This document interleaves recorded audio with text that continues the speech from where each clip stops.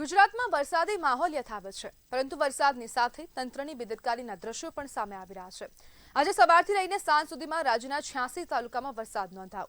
નવસારીના ખેરગામમાં 2.36 ઇંચ અને વલસાડમાં 2.17 ઇંચ વરસાદ પડ્યો, જ્યારે 6 તાલુકામાં 1 ઇંચથી વધુ વરસાદ। અમદાવાદમાં પણ સવારથી વરસાદી માહોલ છે। અનેક વિસ્તારમાં વાહન ચાલકોને મુશ્કેલીનો સામનો કરવો પડ્યો, પરંતુ સૌથી ગંભીર તસવીર પાટણમાંથી સામે આવી। નવજીવન ચાર રસ્તાથી સિદ્ધપુર રોડ પર વરસાદી પાણી ભરાતા ખુલ્લી ગટર દેખાઈ નહીં અને એક વૃદ્ધ તેમાં ખાબક્યા। તેમને બચાવવા ગયેલો યુવક પણ ગટરમાં પડ્યો। સદનસીબે સ્થાનિકોની સમય સૂચકતાથી બંનેનો જીવ બચી ગયો, પરંતુ સવાલ એ છે કે જો લોકો સમયસર ન પહોંચ્યા હોત તો જવાબદારી કોની હોત? રાજ્યમાં સરેરાશ કરતાં 3% વધુ વરસાદ છે, છતાં સૌરાષ્ટ્ર કચ્છમાં 21% ઘટ છે। આજે 5 જિલ્લામાં યલો એલર્ટ હતું અને આગામી 2 દિવસ ભારે વરસાદની આગાહી છે।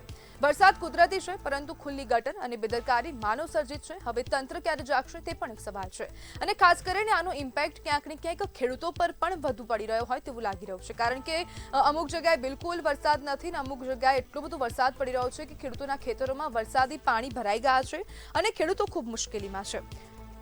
અને આજ મુદ્દે આપણી સાથે ચર્ચા કરવા માટે ખેડૂત અગ્રણી રૂપેશ પટેલ જોડાઈ ગયા છે। રૂપેશભાઈ, વરસાદની સ્થિતિ ખૂબ હાલ તમે જોઈ રહ્યા છો, ક્યાંક ખૂબ વરસાદ છે ને ક્યાંક બિલકુલ વરસાદ નથી, તો ખેડૂતોની હાલની સ્થિતિ શું છે ને ખેડૂતોમાં હાલમાં કેટલી ચિંતા છે? દક્ષિણ ગુજરાતમાં ખાસ કરીને વલસાડ અને નવસારી જિલ્લામાં પહેલા રાઉન્ડમાં ખૂબ અતિભારે વરસાદ થયો, એમાં વ્યાપક નુકસાન થવા પામ્યું છે દરેક રીતે। ખાસ કરીને ખેતીમાં જોઈએ તો હાલમાં જ ડાંગરની રોપણી પૂરી થઈ। અમારા ત્યાં દરિયાઈ કિનારો અને નદી કિનારાના જે ગામડા છે એમાં મોટા ભાગનું ધોવાણ થઈ ગયું છે। ખાસ કરીને શાકભાજીમાં પણ વ્યાપક નુકસાન થયું છે। જે વેલાવાળા શાકભાજીઓ છે તે બિલકુલ ખરાબ થઈ ગયા છે। એના કારણે શાકભાજીમાં પણ ભાવમાં પણ ખૂબ વધારો જોવા મળ્યો છે।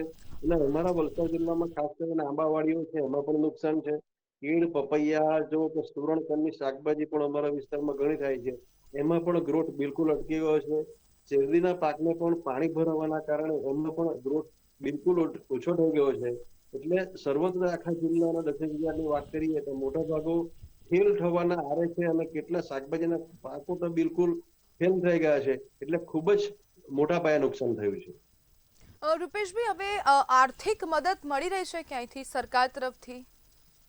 સરકાર દ્વારા અને ખાસ કરીને આપણા ગુજરાત રાજ્યના કૃષિ મંત્રી જીતુભાઈ વાઘાણી દ્વારા પહેલા રાઉન્ડમાં જે અતિભારે વરસાદ થયો એમના દ્વારા વિઝિટ પણ કરવામાં આવી અને અહીંયા જિલ્લાના જે પ્રતિનિધિઓ દ્વારા પણ અમારી જિલ્લા ખેતીવાડી અધિકારી અને ટીમ ગ્રામ સેવકો દ્વારા પણ સર્વે કરવામાં આવ્યું છે અને જ્યાં પણ મોટું ડેમેજ થયું છે એટલે મોટા વ્યાપક નુકસાન થયું છે એનું સર્વે કરાવીને પછી જ્યારે આંકડા સરકારની સામે જશે ત્યારે ખેડૂતને પેકેજના સ્વરૂપમાં કંઈ ને કંઈ આપવાની જાહેરાતો થઈ છે, પણ એ પણ ખેડૂતો રાહ જોઈ રહ્યા છે કે આ આગળનો કાર્યવાહી ક્યારે થશે। અને અમારા દરિયાઈ કિનારામાં ખાસ કરીને અહીં અગરિયાઓ દ્વારા મોટા પાયે મીઠું પકવવાનો ખૂબ મોટો કરોડો લાખો ટન મીઠું પકવે છે। એ મીઠુંના ઢગલા આ વખતે ટોટલી એટલે ફૂલ જ પાણીમાં ઘસાઈ ગયા છે। એક મુઠ્ઠી પર પણ મીઠું બાકી રહ્યું નથી, પણ એમની પરિસ્થિતિ ખૂબ જ દયનીય છે। રૂપેશભાઈ, જે આપ અગરિયાઓની વાત કરી રહ્યા છો, ખેડૂતોની વાત કરી રહ્યા છો, હાલ ખેતરોમાં વરસાદી પાણી ભરાયેલા છે અને તે વરસાદી પાણીનો નિકાલ થતો નથી, તો આ કેટલી મોટી ગંભીર સમસ્યા છે?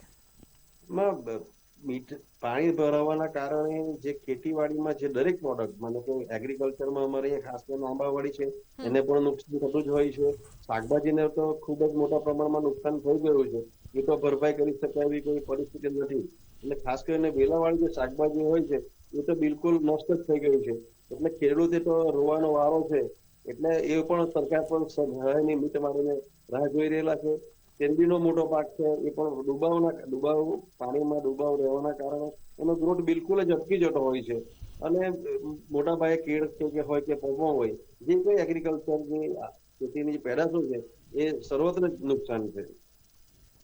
જી બિલકુલ રૂપેશભાઈ, જોડાવા બદલ આપનો આભાર।